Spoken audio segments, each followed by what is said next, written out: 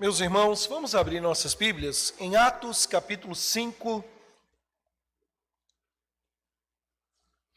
dando continuidade à nossa série de mensagens no livro de Atos dos Apóstolos, agora ainda no capítulo 5, e hoje a nossa exposição será do verso 17 até o verso 42, Atos capítulo 5, versos 17 a 42. Porém, segura sua Bíblia aberta.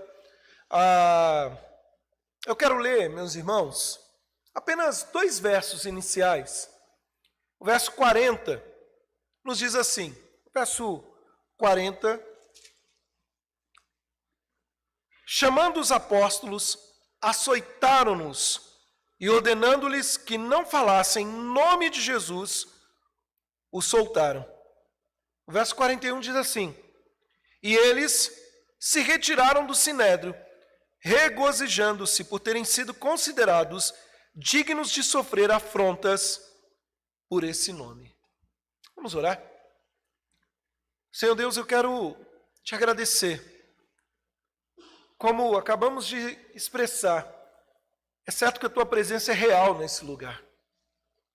E essa presença, Pai, é real. E é tão certo como o ar que respiramos, que cremos também que o Senhor fala.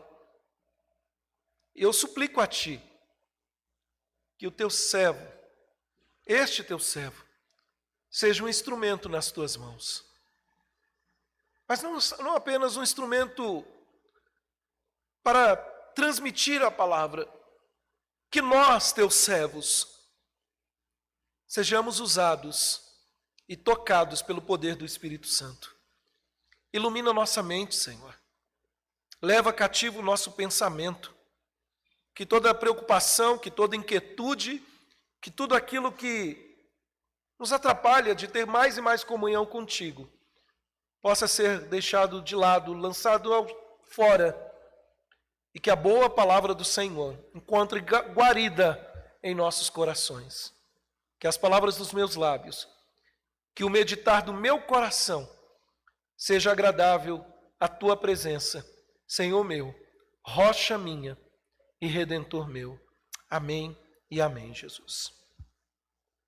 Meus amados irmãos, como ter alegria em meio às adversidades da vida? Como podemos experimentar felicidade quando também estamos vivenciando contratempos em meio ao sofrimento? Eu quero, meus irmãos, nessa noite, caminhar um pouquinho sobre isso. Esse misto que parece ser tão excludente, adversidade, luta e alegria, como pode ser isso? Como eu posso sentir alegria, pastor, se eu estou passando pelo vale? Meus irmãos, esse texto é um texto maravilhoso, lindo, porque nos mostra pessoas como nós, os apóstolos, usados por Deus, cheios do Espírito Santo, movidos pelo Senhor, agindo com prodígios e sinais, eram pessoas como cada um de nós. Mas aqui, meus irmãos, os versos que nós lemos lá no finalzinho do capítulo 5 revela esse contraste. Em meio ao açoite, em meio à exposição, à vergonha, eles têm a alegria, a satisfação. Ou seja, nós podemos dizer que eles foram embora com a cabeça erguida, se alegrando, se regozijando, feliz pelo que sofreram em nome do Senhor Jesus Cristo. Provavelmente a maioria de nós sairia correndo, fugindo, falando, não quero mais saber, como pode sofrer? Mas, meus amados irmãos, o que nós vemos na vida desses homens são vidas que foram movidas pelo Senhor, moldadas pelo Senhor. Eu quero, meus amados irmãos, fazer uma exposição do texto, por isso nós não lemos tudo de uma vez, e à medida que eu for expondo o texto, eu quero contextualizar com os irmãos, à medida que eu for expondo o texto, eu gostaria que você imaginasse isso, gente como a gente, pessoas que foram chamadas pelo Senhor, usadas pelo Senhor, mas que também morreram, e que sofrem também. E eu gostaria então, meus irmãos, de caminhar. Eu conto que você olhe para a sua Bíblia e versículo a versículo nós vamos caminhar. E enquanto caminhamos nesse texto, eu quero que você crie a cena, veja a cena aqui. O nosso texto começa no versículo 17 e 18, dizendo assim: levantando-se, porém, o sumo sacerdote e todos os que estavam com ele, isto é, a seita dos saduceus, tomaram-se de inveja, prenderam os apóstolos e o recolheram à prisão pública.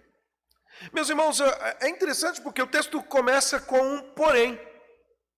Se você olhar no verso 17, diz assim: levantando-se, porém.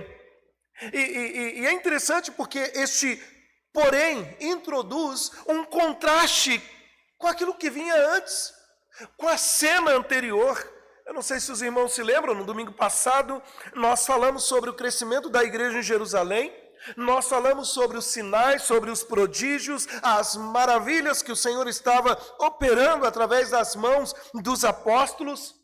Nós vimos na cena passada que uma multidão se agregou à igreja, não só a de Jerusalém, mas também às cidades próximas, às cidades vizinhas. Mas o texto diz assim: levantou-se, porém, uma perseguição contra eles. Sabe, perseguição essa porque nem todo mundo queria, nem todo mundo aceitava, e para muitos, especialmente da liderança judaica, Jesus era um falso profeta, e os seus seguidores eram também falsos. Na mente de muitos ali, o que eles queriam era apenas conturbar a paz da cidade.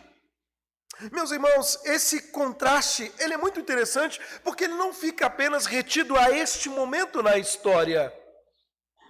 Esse contraste, meus irmãos, fala do andamento da igreja em todas as épocas.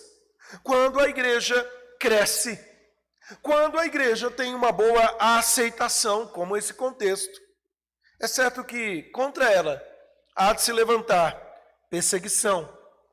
E esta igreja, por isso é chamada de igreja militante, ela tem que, ao longo da sua história, batalhar, aguardando aquele dia triunfante no encontro com o seu Senhor. Todas as vezes que o cristianismo tem levado à frente, pelo poder de Deus, de forma eficaz, a conversão de pecadores, todas as vezes que a igreja tem levado mudanças de culturas inteiras, todas as vezes que, meus irmãos, nós vemos a igreja se levantando contra ideologias, contra muitas ações deste mundo, o que acontece é a oposição que se levanta, porque uma igreja fiel é uma igreja perseguida. A palavra de Deus nos diz sobre isso. Todos aqueles que querem viver uma vida piedosamente padecerão perseguições. E aqui, meus irmãos, no caso, a perseguição foi movida não por descrentes. A perseguição não foi movida por um grupo de ateus que tinha ali. Não, a perseguição foi movida pelo sumo sacerdote. Quem era esse sumo sacerdote? Era o maior líder espiritual da nação de Israel. Ele era responsável pelo culto no templo. E diz o texto, meus irmãos, que todos que estavam com ele, possivelmente os parentes dele, levitas, descendentes de Arão, e particularmente aqueles que eram do partido dos saduceus, uma seita judaica, como o próprio texto diz a nós, que não cria em espíritos, não cria em anjos, não cria na ressurreição, e aceitava apenas os 5 livros de Moisés, o Pentateuco. Bom, é essa turma que está aqui, iniciando a perseguição. Veja, meus irmãos, nós não estamos falando aqui de uma perseguição de cunho apenas religiosa. O que nós temos aqui, meus irmãos, é que eles tinham tomado politicamente a liderança de Jerusalém e a liderança de Israel mediante o sumo sacerdote. E boa parte desses saduceus eram parentes do sumo sacerdote. Em particular, o texto diz que eles estavam com inveja. com ciúmes. Veja, a mesma palavra grega pode ser usada para zelo, mas aqui não é zelo pela obra do Senhor, é ciúmes. E em particular, meus irmãos, isso se deu pelo menos por 3 ações aqui no texto, nesses 2 versos. Primeiro, porque eles já tinham dito para os apóstolos que eles não pregassem mais em nome de Jesus, ou seja, eles estavam proibidos. Segundo, os apóstolos não deram a mínima para eles. E o que os apóstolos estavam fazendo? Pregando no templo. O ensino do templo, meus irmãos, era uma prerrogativa dos sacerdotes. Quem ensinava no templo eram os sacerdotes, os rabinos ensinavam nas sinagogas. Mas no templo o ensino era desses descendentes de Arão. Então, eles ficaram chateados com isso. Como é que pode? Mas em terceiro também, meus irmãos, eles estavam ensinando, não era um ensino qualquer. Eles estavam ensinando sobre a ressurreição dos mortos, que era alguma coisa que os saduceus não suportavam, de alguma maneira. Sabe, meus irmãos, é interessante, porque essa reação deles foi de inveja por causa da popularidade, do crescimento da igreja, como nós vimos na mensagem anterior. E aqui, meus irmãos, esse é um motivo, e é um outro motivo que também podemos destacar aqui. Porque, na verdade, meus irmãos, quando o cristianismo se projeta, quando a igreja que é fiel a Deus e é movida pelo poder de Deus, ela se projeta no sentido de estar caminhando, e como nós vimos nos sermões anteriores, crescendo, e dia a dia o Senhor acrescentando a esta igreja, há efeitos positivos, mas também há contrariedade, porque há muitos que sabem que terão que sair da sua zona de conforto, que sabem que terão que deixar seus pensamentos, ideologias, filosofias. E aí o que eles fizeram? Diz o texto, meus irmãos, no verso 18, que eles prenderam os apóstolos, e aqui é interessante porque nós temos a segunda perseguição. Na primeira perseguição, eles tinham prendido apenas Pedro e João. Mas pelo jeito, agora, eles pegaram os 12 apóstolos de Cristo e os recolheram numa prisão pública. Mas por que a Bíblia, por que Lucas narra? Não podia falar só prisão? Prisão pública, meus irmãos, ficava fora do templo. No local, a parte da cidade de Jerusalém, onde os criminosos comuns eram trancados, e foi lá que os 12 apóstolos foram passar a noite na prisão, porque ao fazer isso era necessário um certo tempo para reunir os membros do Sinédrio, no Sinédrio que seria o tribunal, onde seriam tratados, examinados e provavelmente condenados. Um comentarista menciona esse texto que parece que há algo na mente deles como acabar com isso. E aqui, meus irmãos, é o que nós temos no verso 17 e 18. A segunda perseguição, então, começa com a prisão dos 12 em Jerusalém pelo sumo sacerdote e os saduceus, com inveja do crescimento da igreja e contrariados porque eles estavam sendo desobedecidos. E aí o verso 19 até o verso 21, nós lemos como Deus mandou o anjo libertar os apóstolos. Vamos ler, verso 19 até o verso 21. Mas, de noite, um anjo do Senhor abriu as portas do cárcere e, conduzindo-os para fora, lhes disse: Ide, e apresentando-vos no templo, dizei a todos todas as palavras desta vida. Tendo ouvido isto, logo ao romper do dia, entraram no templo e ensinava. Meus irmãos, que intervenção maravilhosa. Que intervenção extraordinária da parte do Senhor. Essa não vai ser a última vez que você vai ouvir falar da intervenção da parte do Senhor. Em outros momentos, o Senhor também vai intervir na igreja, no meio do seu povo. Várias vezes Deus manda anjos para socorrer o seu povo. Daqui a algumas semanas nós vamos ver, por exemplo, que Deus vai mandar um anjo que provavelmente era o mesmo anjo, especialista em arrombamentos de prisão, de fuga, calma, e ele vai libertar Pedro da prisão. Pedro vai estar preso, e o texto vai dizer que Deus manda um anjo que vai soltar Pedro de novo. E também nós sabemos que no ministério de Paulo, o Senhor manda um anjo para socorrê-lo no momento de dificuldade. Mas quem são os anjos? Os anjos, meus irmãos, são mensageiros de Deus. Geralmente eles agem de maneira invisível, eles passam de maneira imperceptível por nós, fazendo a obra de Deus. Com certeza, em algum momento da sua vida, você teve livramentos. E mesmo que os seus olhos físicos não viram, aqueles que Hebreus diz, os espíritos ministradores enviados da parte de Deus, a serviço dos santos, estavam lá. Eu lembro, meus irmãos, num dos encontros da capelania, um bombeiro, ele me fez uma pergunta, e ele disse o seguinte: eu não sei como é a doutrina da sua igreja, mas eu queria saber, você tem anjo da guarda? E aí eu disse para ele: tenho, um monte. Você não tem noção, eu não tenho um só não. E eu tenho acima dele o anjo do Senhor, que guarda a minha vida. Sabe, meus irmãos, diferente de algumas doutrinas que alguns pensam que cada um tem, e alguns até pegam esse texto para torcer nesse sentido, que cada um tem um anjinho da guarda 24 horas, e quando você está 200 por hora na rodovia, o anjo não aguenta e ele não te acompanha. Não sei se já ouviu essa história. Deus dá ordem aos seus anjos, meus irmãos.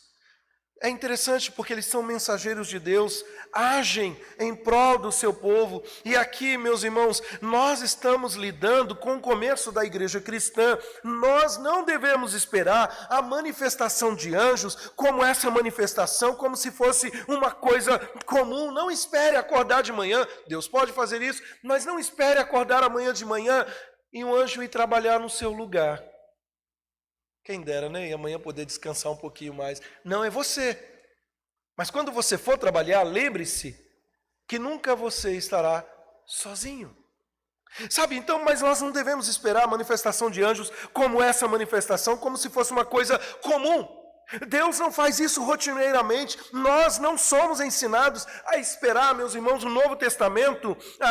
Nós não somos ensinados a esperar socorro da parte de Deus através do ministério visível dos anjos que se materializam e intervêm para nos salvar em alguma situação.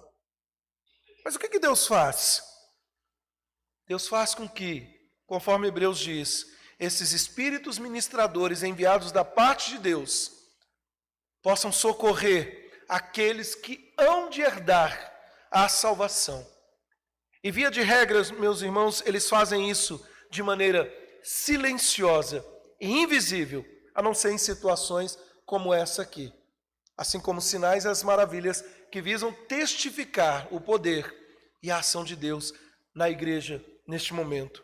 Mas esse anjo, da parte do Senhor, Deus estava vendo toda aquela situação e Deus não desamparou os seus servos. Deus mandou um anjo e esse anjo, diz o texto, que ele abriu as portas da prisão. E como que ele fez isso? Sabe, é interessante, quando você começa a ler a Bíblia, veja, ele fez de uma maneira tal que as sentinelas, os guardas, não ouviram. E aqui, meus irmãos, eles não se deram conta, mas alguma coisa o anjo fez, talvez seja cair num sono profundo, talvez os anjos fez com que essas sentinelas tivessem seus olhos obscurecidos. Nós temos a narrativa de Gênesis, que fala numa certa ocasião, que o Senhor feriu os homens de Sodoma com cegueira. Os anjos, eram 2 anjos que estavam hospedados na casa de Ló, e os anjos feriram com cegueira os homens de Sodoma, para que eles não encontrassem a porta da casa de Ló. Então, o que sabemos é que pode acontecer alguma coisa. Mas o fato é que eles passaram ali como que desapercebido das sentinelas. E aqui, meus irmãos, veja, o anjo tirou os 12 da prisão e ele trazia uma mensagem. Esse anjo não apenas deveria libertar e livrar ali aqueles que estavam presos, mas tinha uma mensagem para eles. E a mensagem que este anjo trouxe está lá no versículo 20. A mensagem diz assim: vão ao templo e digam ao povo todas as palavras desta vida. Veja, o anjo manda que eles voltem essa é a mensagem, que eles voltem ao templo para continuar a fazer aquilo que eles estavam fazendo antes de serem presos. Me perdoe a palavra que eu vou usar aqui, é como que o anjo estivesse dizendo o seguinte: volte à cena do crime e continue cometendo o crime. Veja, meus irmãos, é interessante porque na palavra deste anjo aqui, eles tinham algo a fazer. Eles deveriam ir ao templo e ensinar as palavras desta vida, ou seja, ensinar ao povo todas as coisas, o evangelho de Cristo, do Cristo que foi morto, do Cristo na cruz, do Cristo que ressuscitou entre os mortos, do Cristo que concede o perdão, a vida eterna a todos os que creem. Esse é o querigma, essa é a pregação da igreja primitiva que esse anjo chama de palavras de vida, ou palavras desta vida, e é isso que os apóstolos deveriam fazer. E eu fico a pensar, meus irmãos, muitas vezes nós costumeiramente colocamos em xeque, falando, não é a vontade de Deus, olha, eu fui impedido de fazer tal coisa, é melhor mudar então. Mas o que está acontecendo aqui? O que está acontecendo aqui, meus irmãos, é que eles deveriam ter a coragem, a confiança, a ousadia de voltar para aquele lugar e cumprir a missão, pregar. E como diz o texto no verso 21, o texto diz assim: tendo ouvido isso, logo ao romper do dia, entraram no templo e ensinavam. Por quê? Logo ao romper do dia. Esse era o horário que as portas do templo se abriam para receber o povo para as primeiras orações e os sacrifícios da manhã. E aqui diz o texto que logo de manhã eles entraram no templo e eles ensinavam. Isso era provavelmente, meus irmãos, feito no pórtico de Salomão, que nós vimos na mensagem anterior. Era um local ao lado do templo, amplo, grande, para conter uma pequena multidão. Era um local onde costumava se reunir, voltavam as pessoas ali para orar, fazer suas orações, ou ensino. E eles foram presos, eles foram soltos, e a missão deveria continuar. E essa é a palavra do anjo. E aqui, meus irmãos, essa é a primeira parte. A primeira parte é, eles são presos. A segunda parte é, Deus manda um anjo, eles são soltos, voltam para o templo para pregar. E ali no final do verso 21 até o verso 26, nós temos uma cena que eu julgo ser até hilária, engraçada de certa maneira. Vamos lá, ler o final do verso 21 a 26. Entraram no templo e ensinavam. Eu vou ler todo a continuação. Chegando, porém, o sumo sacerdote e os que com ele estavam, convocaram o sinédrio e todo o senado dos filhos de Israel e mandaram buscá-los no cárcere. Mas os guardas, indo, não os acharam no cárcere, e tendo voltado, relataram, dizendo: achamos o cárcere fechado, com toda a segurança, e as sentinelas nos seus postos, junto às portas, mas abrindo-as, sumiu. A ninguém encontramos dentro. Quando o capitão do templo e os principais sacerdotes ouviram essas informações, ficaram perplexos a respeito deles e do que viria a ser isto. Nesse interim, alguém chegou e lhes comunicou: eis que os homens que recolheste no cárcere estão no templo ensinando o povo. Nisto, o capitão e os guardas os trouxeram sem violência, porque temiam ser apedrejados pelo povo. Meus irmãos, que cena! A descoberta do sinédrio, ela faz com que os homens que eles tinham prendido sumissem, não estavam mais lá. E o que é interessante é que quem mandou prender foram os saduceus que não acreditavam em anjo, e quem libertou foi um anjo. E aqui, meus irmãos, tem uma ironia aqui no texto, porque Deus meio que confundiu a sabedoria dos homens. Aqueles que prenderam não criam em anjos. Deus manda um anjo para soltar. Deus poderia simplesmente dizer: portas se abram e iam se abrir. Mas aqui, meus irmãos, nós vemos a cena, o sinédrio, que é composto de 70 anciãos, mais o sumo sacerdote, 71, era como um tribunal superior ali, para tratar dos assuntos referentes a Israel naquele momento. Veja, o texto diz que logo pela manhã, alguns estavam indo ao templo, eles estavam ensinando, e logo pela manhã eles tinham avidez. Eu sei que você pensou no Supremo Tribunal Federal, e aí, e logo de manhã, eles estavam querendo falar, opa, vamos dar a sentença. Mas olha o que o texto diz: convocaram o sinédrio e todo o conselho dos anciãos do povo de Israel, mandaram buscar os apóstolos na prisão, mas quando os guardas chegaram lá, não os encontraram no cárcere, e voltando, relataram dizendo, encontramos a prisão fechada com toda a segurança, e as sentinelas nos seus postos, junto às portas, mas abrindo as portas, não encontramos ninguém dentro. E quando o capitão do templo e os principais sacerdotes ouviram essas informações, ficaram perplexos a respeito deles e do que viria a ser isso. Nesse momento chegou, alguém lhes comunicou, veja, os homens que os senhores prenderam estão no templo ensinando o povo. Então o capitão da guarda e os guardas foram e os trouxeram sem violência, porque temiam ser apedrejados pelo povo. Deus frustra, meus irmãos, qualquer ato contra a sua igreja. Imagina a cena naquele dia de manhã, no átrio do templo, onde o sinédrio costumava se reunir, o sumo sacerdote entrando todo paramentado, todo mundo ali com toda a pompa. E eu estou sendo tentado a dizer com aquela beca preta comprida, eu não sei como que era naquela época, era a única cena que me veio à mente, todo mundo com aquela pompa, sentando-se ali, aquele conselho maior.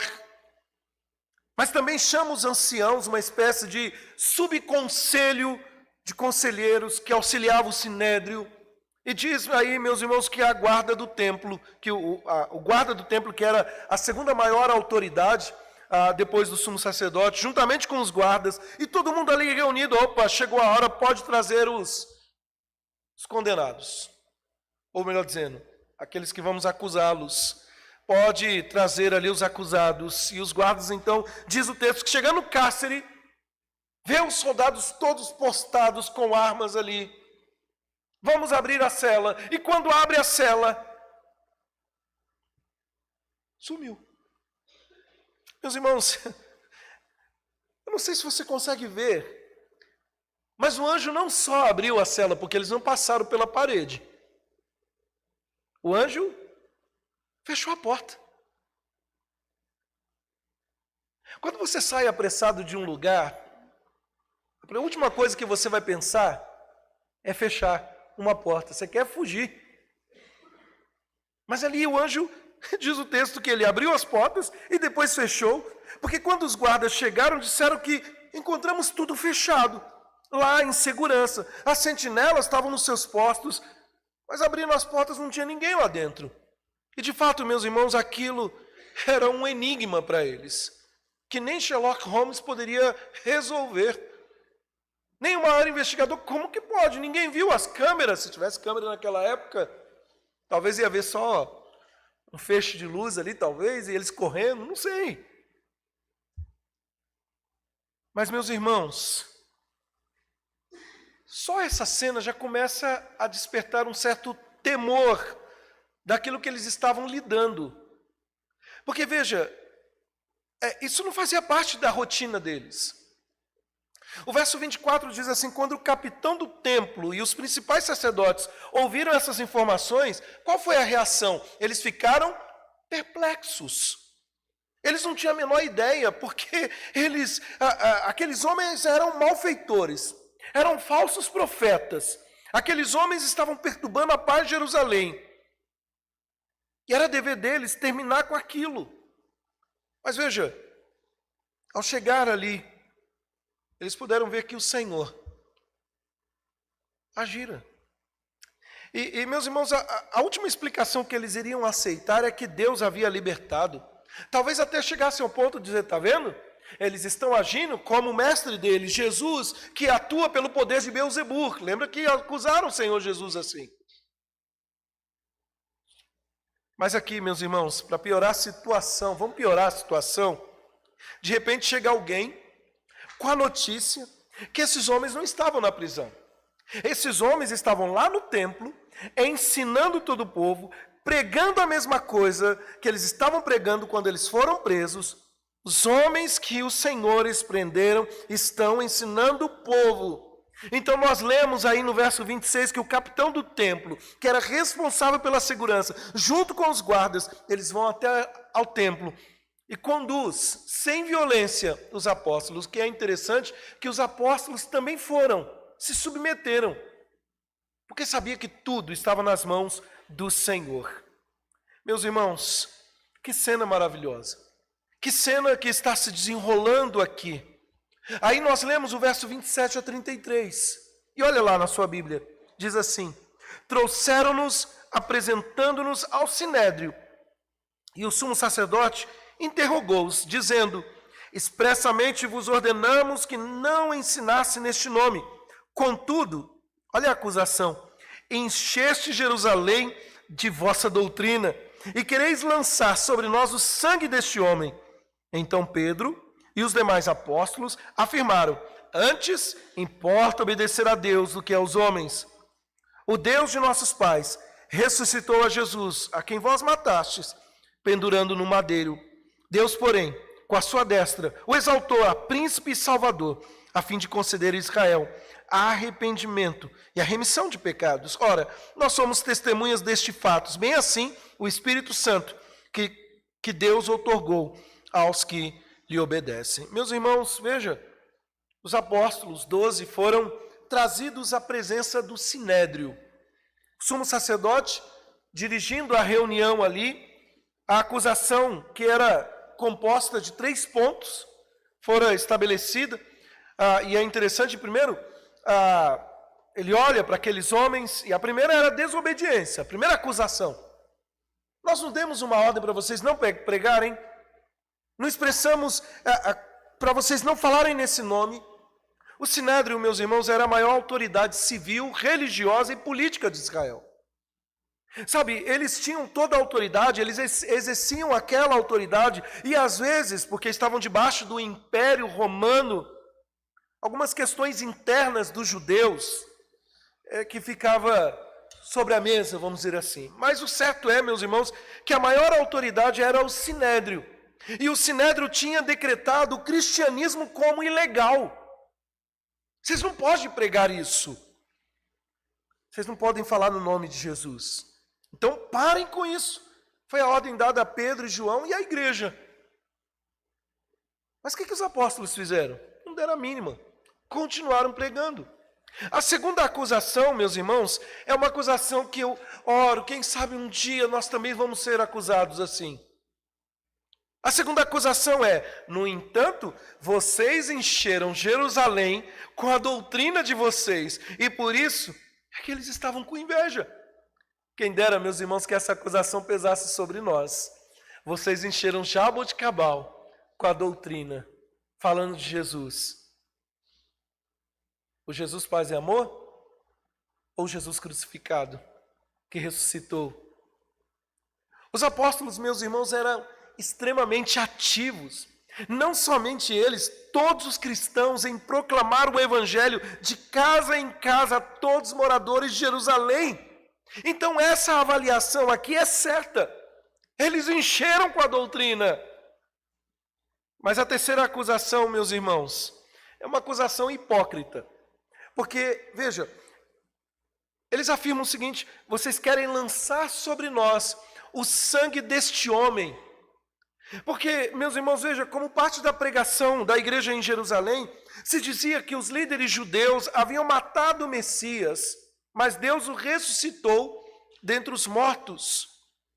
Então a morte de Jesus na cruz, por instigação, por denúncia, por petição dos líderes judaicos, fazia parte da mensagem, da proclamação deles. Vocês mataram Jesus, e os líderes, vocês assassinaram o príncipe da vida, o Messias prometido.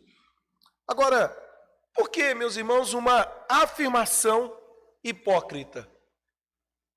Porque se você voltar e for lá em Mateus, capítulo 27, versículo 25, quando Pilatos perguntou para eles, com Jesus ao seu lado, né, se eles queriam que ele soltasse Jesus ou Barnabé, é teste de escola dominical, Barrabás.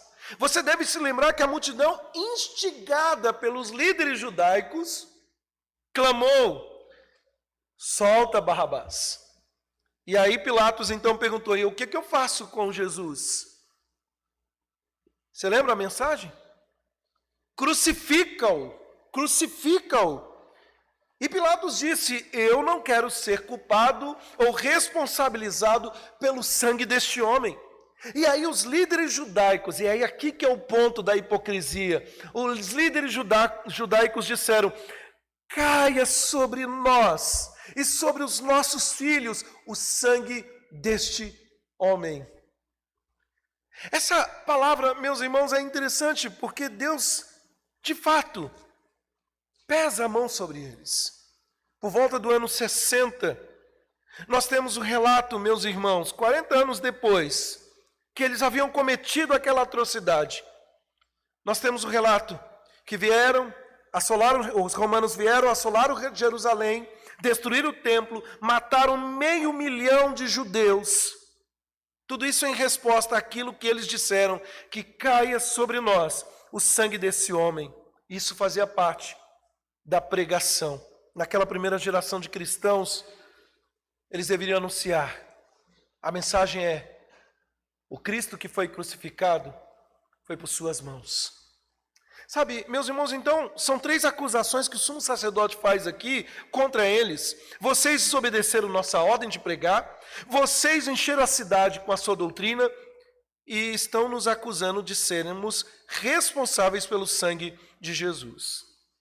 A partir do versículo 29 até o verso 33, há um resumo muito breve do sermão no Pentecostes, e aqui tem alguns pontos que Pedro destaca. É interessante, meus irmãos, porque nós temos uma mensagem aqui. A resposta de Pedro veio na forma de um sermão, e com certeza esse sermão, meus irmãos, tinha muito mais ação, muito mais conteúdo. Mas Lucas, porque é assim que ele o faz, ele resume bem aqui no livro de Atos. Então veja, 4 ou 5 pontos, 5 pontos aqui. A primeira coisa que Pedro diz, que era mais importante obedecer a Deus do que os homens. Está no verso 29. Ou em outras palavras, vocês estão desobedecendo a Deus. O Deus que colocou vocês nessa posição, e vocês é que estão desobedecendo a Deus. Deus colocou vocês como pastores da nação de Israel, e vocês se corromperam. Nós queremos obedecer a Deus, portanto, para nós, preferimos fazer nós o que estamos fazendo, porque Deus nos mandou a anunciar a respeito de Cristo, da ressurreição de Cristo, do perdão de pecados. E com isso talvez Pedro estava lembrando lá de Atos capítulo 1, verso 8, que eles deveriam ser testemunhas. A verdade é, meus irmãos, que os apóstolos não estavam aqui minimizando o valor das autoridades.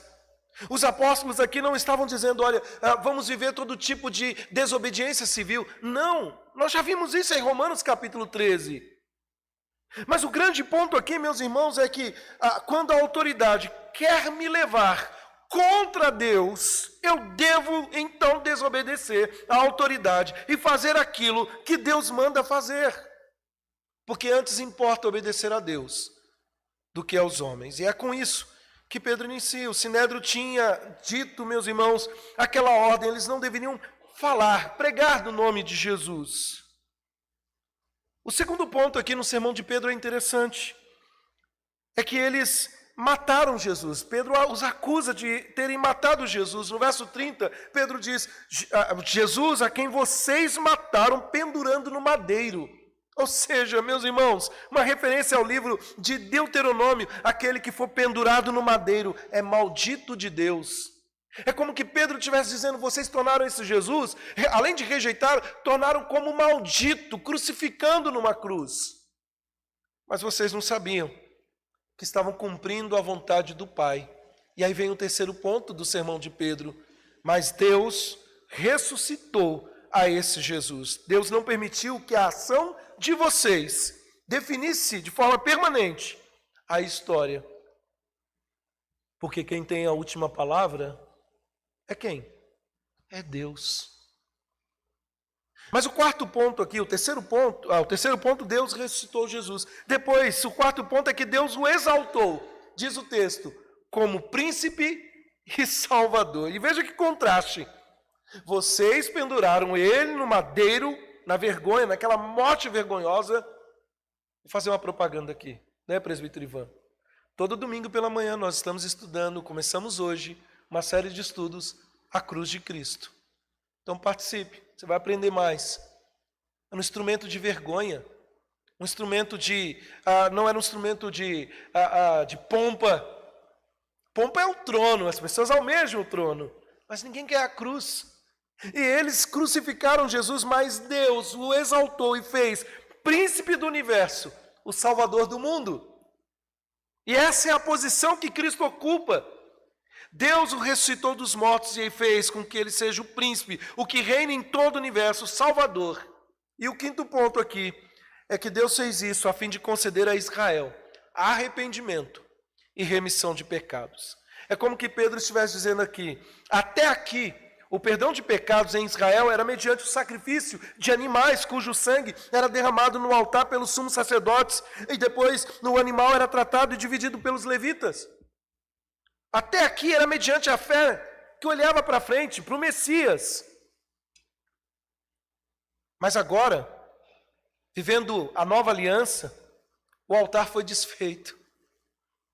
Agora, vivendo essa nova aliança, vocês estão numa posição errada. É como, meus irmãos, que Pedro estivesse dizendo, cessou o sistema antigo e agora vocês perderam a validade. Vocês se tornaram obsoletos. Vocês estão numa posição que não pertence a vocês.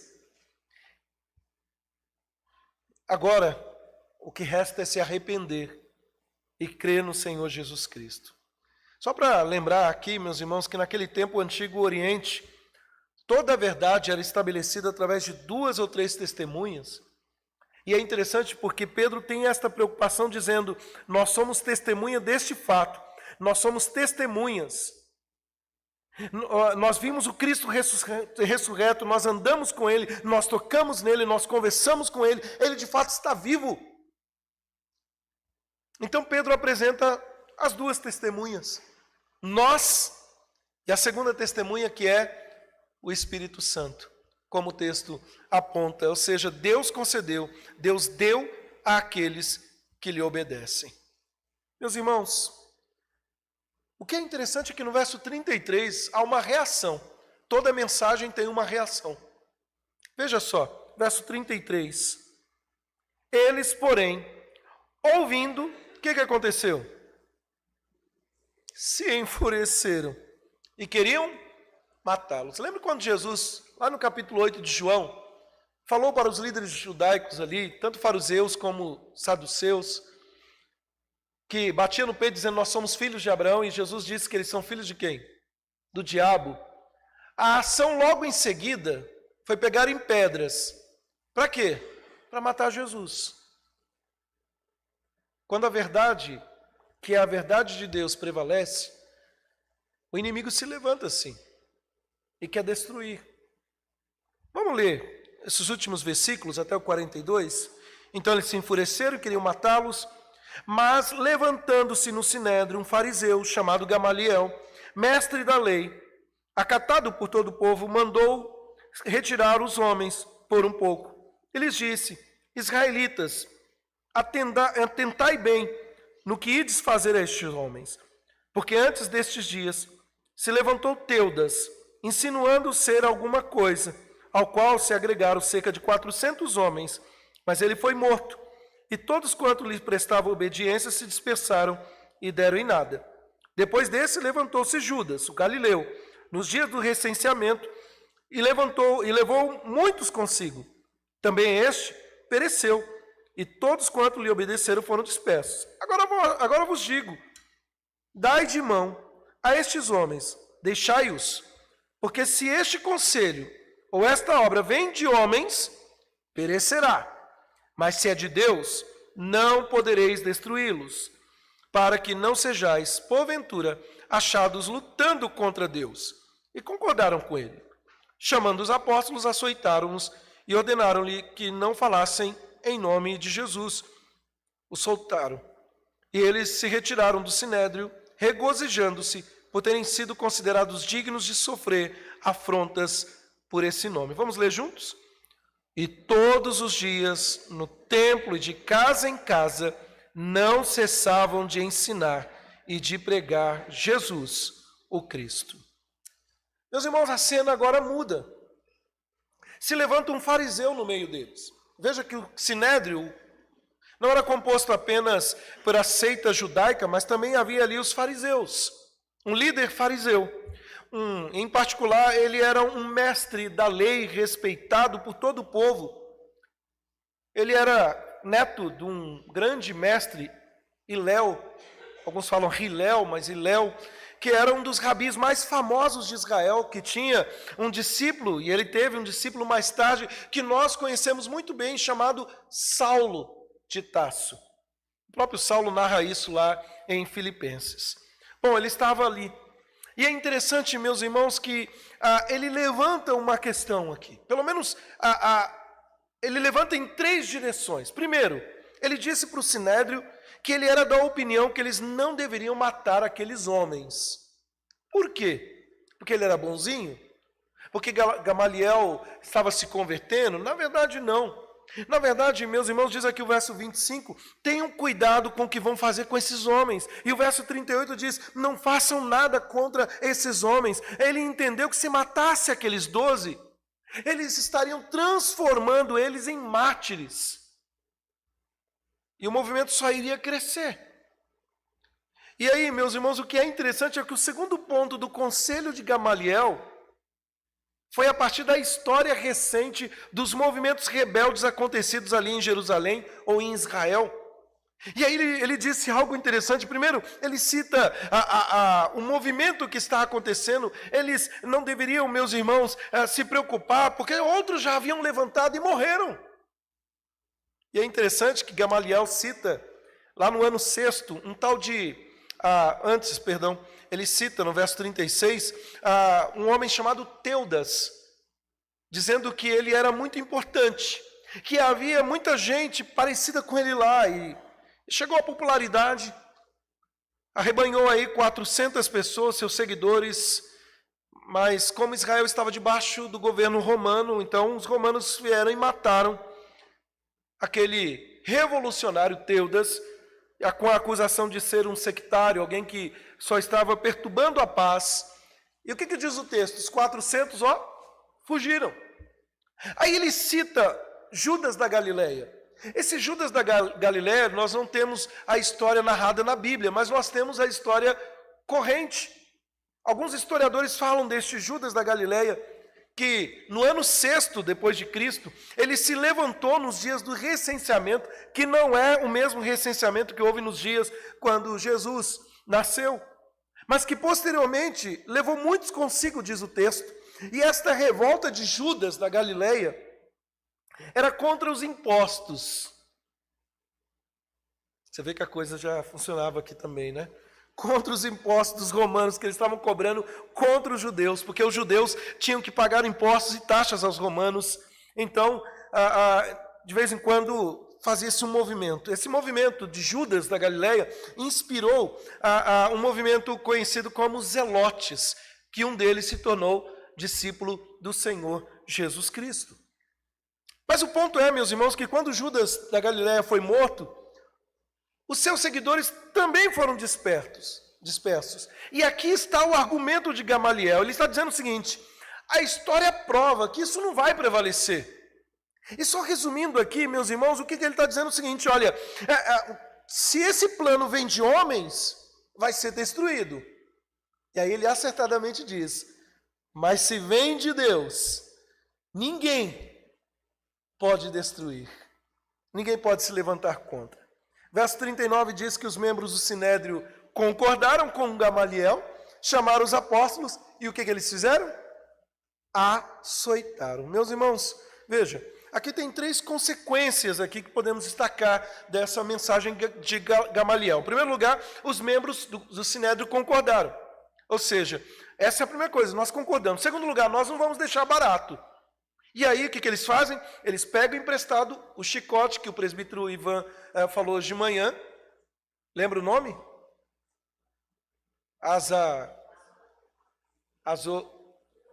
Azorrague. Meu ponto acabou de dizer aqui, eu já estava esquecendo.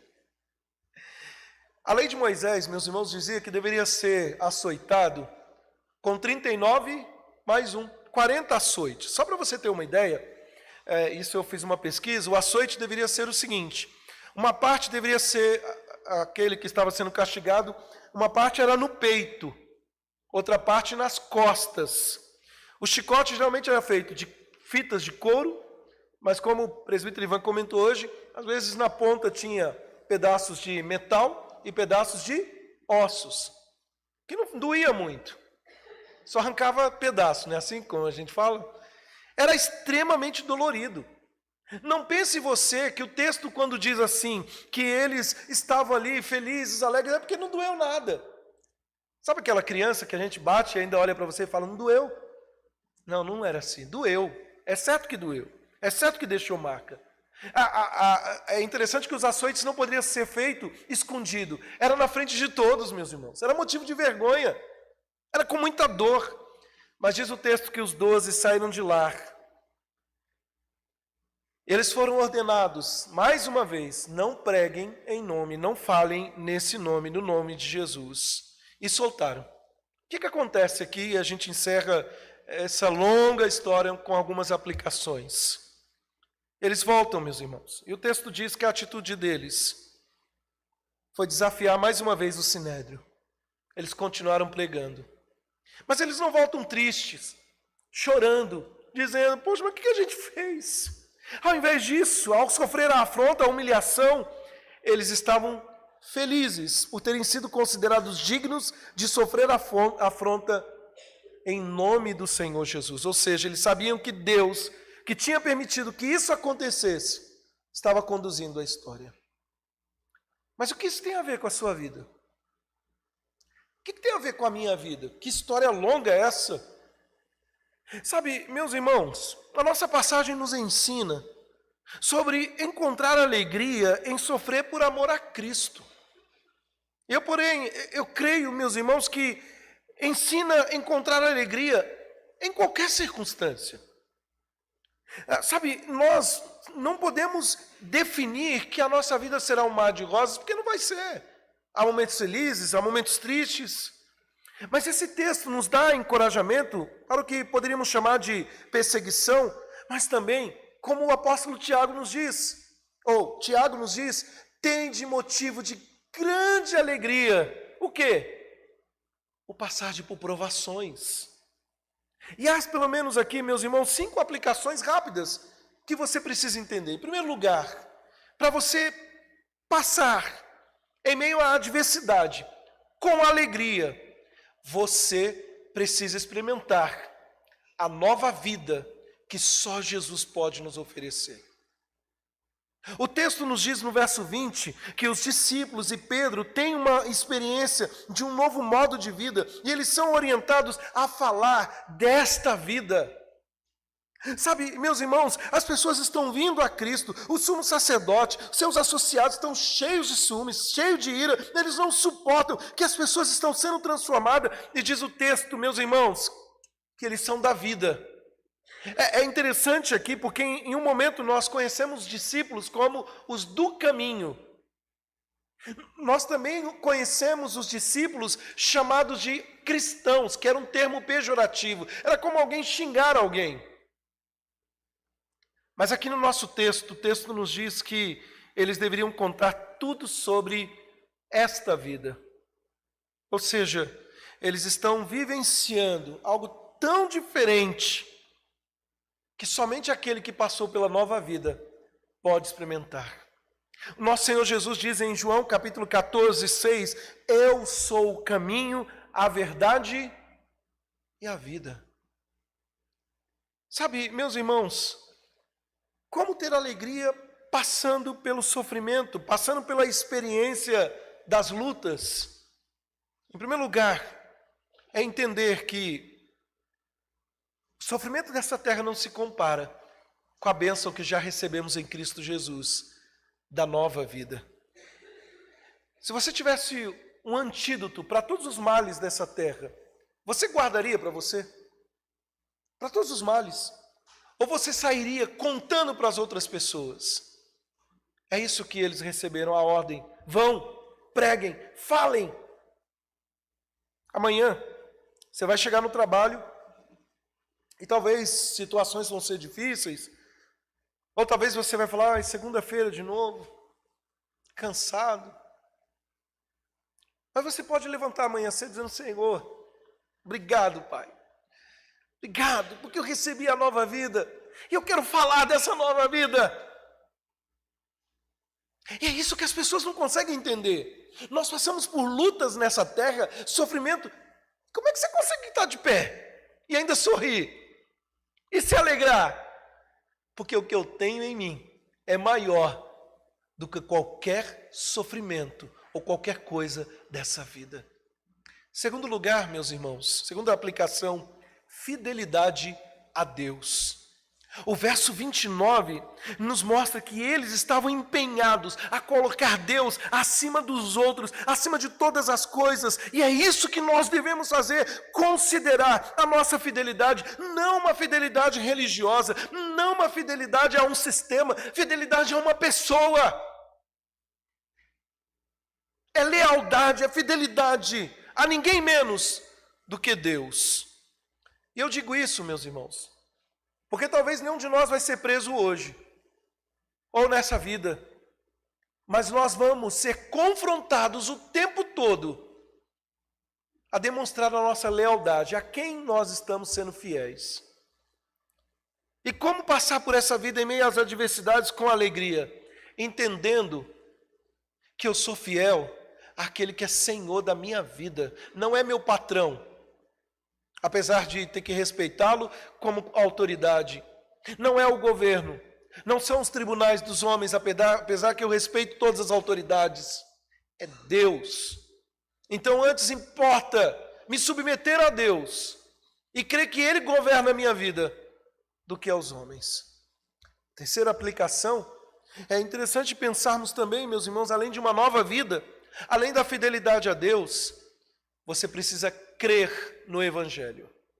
Pedro diz que eles vão obedecer a Deus e não ao homem, então ele explica o motivo. O verso 30 e 31 mostra o significado, ele tem uma boa notícia, ele tem uma boa nova, ele diz, o Deus de nossos pais, o ressuscitou a Jesus, a quem vós matastes, pendurando no madeiro. Deus, porém, com a sua destra, o exaltou, príncipe e salvador, a fim de conceder a Israel o arrependimento e a remissão de pecados. Meus irmãos, a boa nova, a mensagem, não foi feita apenas para ser dita, proclamada, apesar de termos que fazer isso. A boa nova do Evangelho foi feita para vivermos.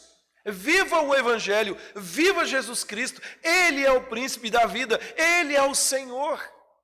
Está passando por lutas, se apegue nessa boa nova, meu irmão. Se Deus, soberano, Criador de todas as coisas, ressuscitou o seu Filho Jesus, o que Ele pode fazer por você? O que nós temos é vitória completa. O Evangelho nos dá a esperança. Deus se importa com o nosso sofrimento. Deus se importa com as nossas dores. Deus tem um propósito maior. Deus quer trabalhar através dos nossos sofrimentos para promover a sua bondade neste mundo. Não desperdice os momentos difíceis na sua vida. Não deixe que com as sugestões de Satanás dizendo para você que Deus não te ama. Se você está passando por dificuldades e sofrimentos, que é fruto do pecado e Deus está disciplinando, não rejeite a disciplina de Deus. Agora, ao passar por lutas, lembre-se, Deus está no controle também no meio da tempestade. E o Evangelho é um bom lembrete, meus irmãos, de que o pior sofrimento o nosso Senhor levou sobre si. Hoje nós vimos na aula, nós percebemos hoje pela manhã, no texto bíblico de Isaías capítulo 53, que agradou moer o seu próprio filho. Deus falando para isso, para nós. Porque o castigo que estava sobre ele nos trouxe o quê? Paz.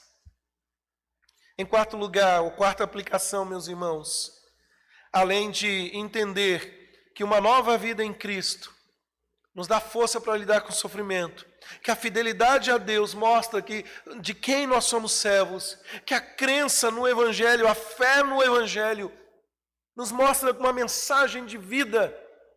Em quarto lugar, o poder do Espírito Santo nos capacita a passar pela adversidade, nos lembrando que nós não estamos sozinhos.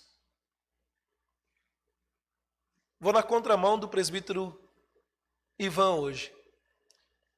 Eu nunca tinha ouvido ninguém falar. O Ivan de manhã falou assim que, além de Noé, sua família, os animais que entraram na arca, teve mais um que entrou na arca. Acho que foi mais ou menos isso. Quem foi? Lembra aí? O pecado. Falei, olha, essa daí vai no meu caderninho, não tinha pensado nisso. Além dos 12 que entraram naquela prisão e saíram, o próprio Deus estava ali, meus irmãos. Sabe, os apóstolos, eles não afirmam ter o que é preciso, em vez disso, atribuem a força ao Espírito Santo. Você está sem força, não tem força para lutar, não tem força para caminhar, confie no poder de Deus. É o Espírito Santo, é o próprio Deus, é através do Espírito Santo trabalhando em nossos corações que nós precisamos crer no Senhor Jesus Cristo. E não apenas Pedro e os apóstolos foram testemunhas, nós também somos, no poder de Deus. Isso significa, meus irmãos, que Deus nos dá fé para crer. E se você duvida, peça mais fé. Mas mais do que isso, apesar da dificuldade, apesar do julgamento, apesar do sofrimento, mostra que o Evangelho avança, porque é o Espírito Santo que vai à frente, porque é Ele que trabalha, Ele trabalha na vida do seu povo. Olha, meus irmãos, pode me chamar de sorveteriano,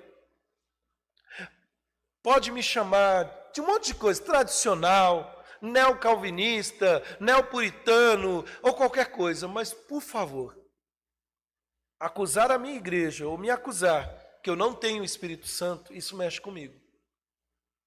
Porque se eu estou aqui, eu não estou pela minha força. Quem me trouxe aqui foi o Senhor.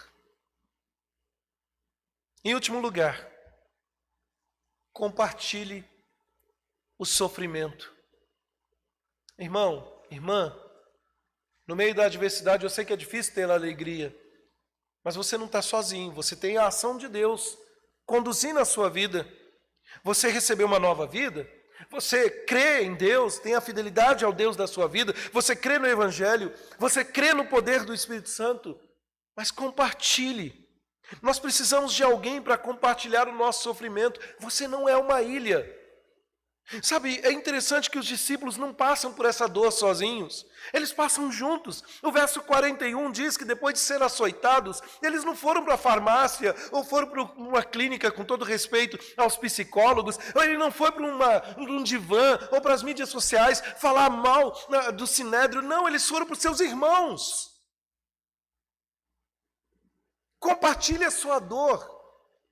Nós precisamos, meus irmãos, da família da fé. Talvez você não está vendo que você não consegue suportar sozinho, mas tem os seus irmãos. Peça a Deus para lhe mostrar. E aqui é interessante, meus irmãos, porque quando alguém nos rouba a alegria, seja o sofrimento por uma pessoa ou por uma circunstância, Deus sempre vai preparar um Barnabé na nossa vida. Deus sempre vai preparar um consolador, de carne e osso como nós, que vai estar ao nosso lado, e como nós ouvimos hoje. Eu falei que a lição de hoje me ajudou muito pela manhã, e nós seremos conhecidos pelo amor que nós temos uns pelos outros. Se você não ama o seu irmão, você não é crente. Vou repetir. Se você não ama os seus irmãos, você não é crente. Ah, pastor, como isso? Não sou eu que estou dizendo, é a Bíblia. Se eu digo que eu amo a Deus e odeio ao meu irmão, eu sou o quê? Mentiroso. Então, Deus preparou uma família para você. Família da fé. Famílias imperfeitas, viu? Todo mundo aqui é imperfeito. Começando pelo pastor. Mas todos nós temos o mesmo Salvador, a mesma fé, o mesmo Espírito que nos conduz na caminhada. E eu termino, meus irmãos, lembrando você que está passando por lutas, que está passando por adversidades, que está passando pelo sofrimento, que está angustiado, que não consegue ver uma solução. O Deus que lá no passado não tirou o sofrimento dos apóstolos, mas sustentou os servos do Senhor, é o Deus que é presente hoje. Eu quero pedir para Ana Luísa colocar Romanos capítulo 15, o verso 13. Vamos colocar de pé e vamos ler juntos e orar como uma declaração de tudo que nós já vimos aqui. Vamos ler? E o Deus da esperança vos encha de todo gozo e paz no vosso crer, para que sejais ricos de esperança do poder do Espírito Santo. E a igreja diz o quê? Amém. Vamos orar? Senhor, obrigado, Pai, porque o Senhor que conduziu a história no passado é o mesmo Deus hoje. Obrigado porque esses nossos irmãos, sendo conduzidos pelo Espírito Santo, são um exemplo, não de super-heróis, mas são um exemplo, ó Pai, de pessoas como nós, que sofrem, que passam por lutas, mas que não negam e não rejeitam a mensagem e nem o Senhor da mensagem. Ó Pai, se tem alguém, ó Pai, que tem passado por lutas aqui, que o Senhor sabe, visita esse meu irmão, essa minha irmã. Talvez as suas angústias, sua luta seja dentro de casa, ou no trabalho, ou em qualquer circunstância. Nós podemos confiar que o Deus Altíssimo manda o livramento a seu tempo, a sua morte ou a vida. Nada neste mundo poderá nos separar do Senhor, porque estamos firmados em Cristo Jesus. Aplica essas palavras, Senhor, aos nossos corações. Vivifica, Senhor, as nossas vidas. Nós almejamos ter mais e mais comunhão contigo. E assim, ó Deus, nós oramos, agradecidos, em nome do Senhor Jesus Cristo.